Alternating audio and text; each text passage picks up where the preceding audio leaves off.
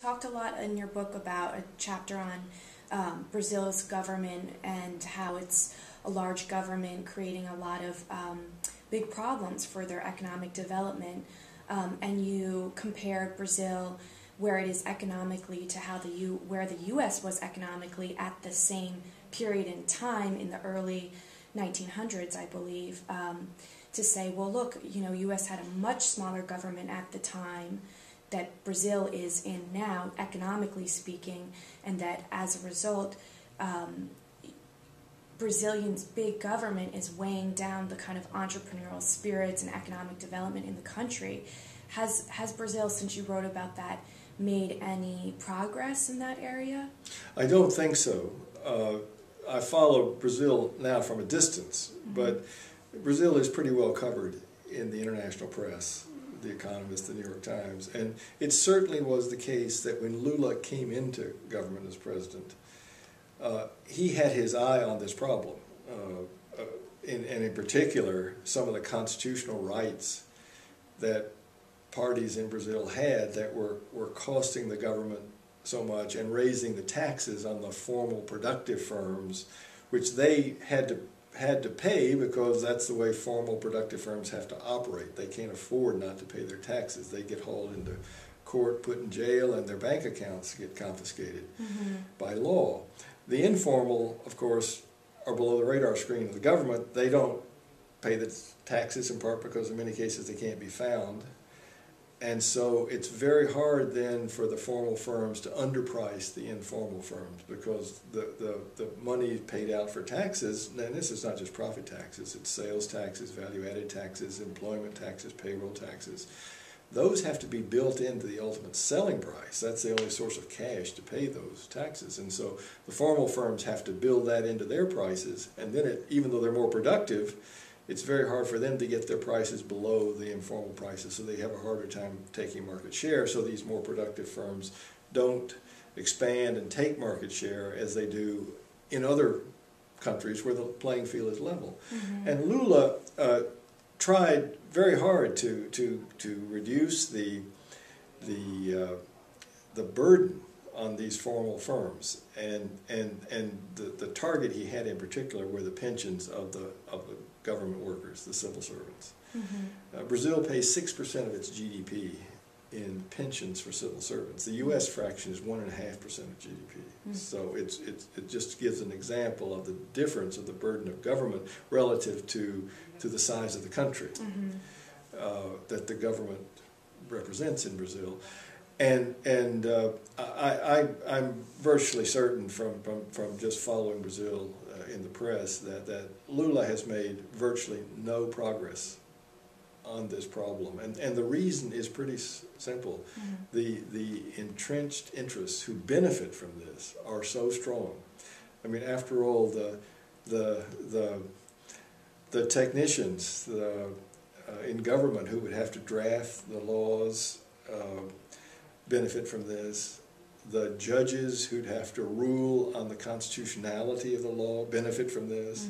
And the legislatures who'd have to pass the law benefit from this.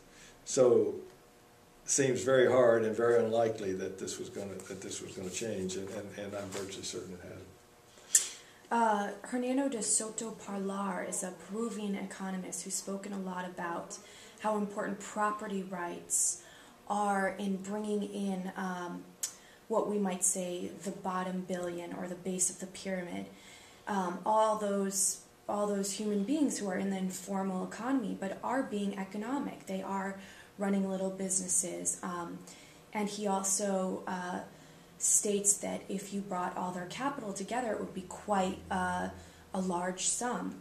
Do you think that Hernando de Soto Parlar's emphasis on property rights is very important for a developing economy like, for example, Brazil? Well, this theory of economic development or takeoff really doesn't belong in the same class as the other major theories of economic development, of Rostow or Solow or other people. This is sort of like the silver bullet theory. There's one single thing that if you did, you would have the answer. just in general, because this problem is so complex, it's very unlikely to be amenable to that kind of solution. But there actually has been some empirical testing of this theory. David Card, a